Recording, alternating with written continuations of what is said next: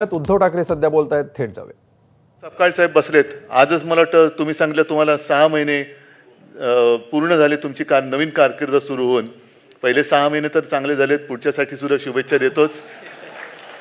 पण तेव्हा आमच्या समोर तुम्ही होता, बाजूला तर पवार साहेब होते. पवार साहेब आणि बाळासाहेबांची म्हणजे त्यांचं नातं तुम्हाला माहिती आहे. मतभेद पण टोकाचे आणि मैत्री तर त्याच्या पलीकडची. म्हणजे थोडक्यामध्ये काय की या राजकारणामध्ये मतभेद आहे ना, मतभेद म्हणण्यापेक्षा मी त्याला मतभिन्नता म्हणतो. मतभिन्नता असू शकते.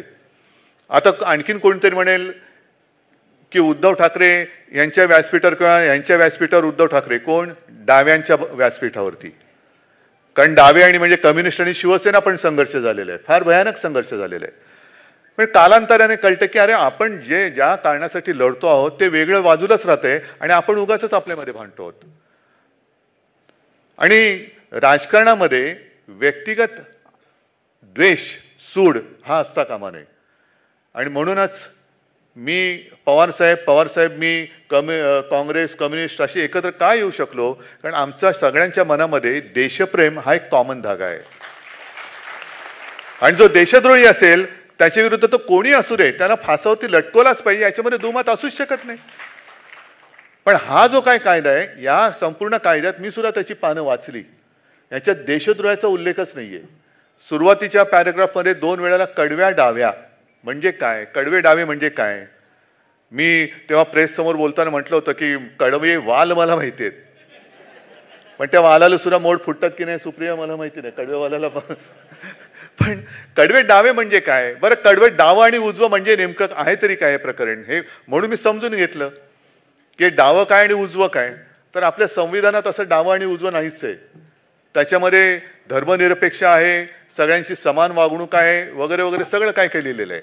पण कडवं डावं हे असता कामा नये, अमुक किंवा कडवं उजवं हे असलंच पाहिजे असं काहीच लिहिलेलं नाहीये. माणसाला माणसासारखं राहू दिलं जाणं याला कुठल्या बाजूला म्हणायचं ते तुम्ही म्हणा.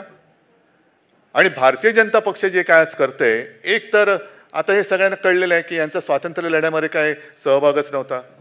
संयुक्त महाराष्ट्राच्या चळवळीत सुद्धा यांचा सहभाग नव्हता.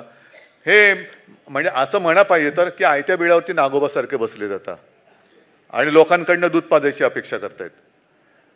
तर यांचा कशाशी काही संबंध नव्हता. यांनी कधी आदर्श कोणते उभे केले नाहीत, ना काही विचार देशाला देऊ शकले. मग काय करायचं तर दुसऱ्यांचे आदर्श चोरायचे. मग जरा काय कुठे काय झालं, हे कसं असं कसं, हे नेहरूंच्या काळात झालेलं आहे. अमुक अमुक झालं, हे नेहरूंच्या काळात झालेलं आहे. अहो तुमचा जन्म सुद्धा नेहरूंच्याच काळात झालाय. आता त्या नेहरूंचा काय दोष, बरोबर ना. म्हणजे आता हे सगळे जे नेहरूंना दोषी धरतायत, आता ते नेहरूंचा दोष काय झाला, त्यांच्या काळात तुमचा जन्म, त्याला ते तरी काय करणार. पण आता जर का नेहरूंना दोष देणार असाल तर 10 वर्ष, आता 11 वर्ष पूर्ण झाली, तुम्ही काय करतात, तुम्ही काय करू शकलात का. मग नेहरूंच्या ऐवजी वल्लभभाई जर का पंतप्रधान झाले असते तर हर्षवर्धनजी मी म्हणेन की बरोबर आहे, त्यांचं हे म्हणणं मला पूर्ण मान्य आहे.